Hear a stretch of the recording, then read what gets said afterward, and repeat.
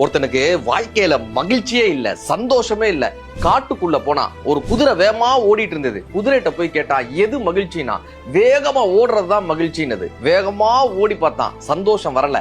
சிங்கத்துக்கிட்ட போய் கேட்டா வேட்டையாடுப்பா, அதுதான் மகிழ்ச்சின்னு. இவன் பலம் கொண்ட மட்டும் எதையெல்லாம் வேட்டையாட முடியுமோ அதையெல்லாம் வேட்டையாடினான். ஆனா மகிழ்ச்சி வரல. ஒரு குயில் பாட்டு பாடிட்டு இருந்தது.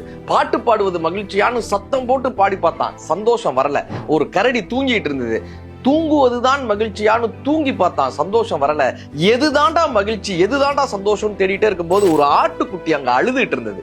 ஏண்டா தங்க அலறான்னு கேட்டான். நான் மந்தையோட வந்துட்டு இருந்தேன், எங்க அம்மாவோட வந்துட்டு இருந்தேன், எங்க அம்மாவை விட்டு நான் பிரிஞ்சுட்டேன், எங்க அம்மா கிட்ட சேரணும்னு அந்த ஆட்டுக்குட்டி அழுதுட்டு இருந்தது. உடனே அந்த மனிதன் அந்த தாய் ஆடை தேடி கண்டுபிடித்து அந்த குழந்தை ஆடை சென்று ஒப்படைத்தான். அந்த தாயும் குழந்தையும் சேர்ந்து அந்த அன்பை பொழியக்கூடிய அந்த அற்புதமான ஒரு காட்சியை பார்த்தாங்க.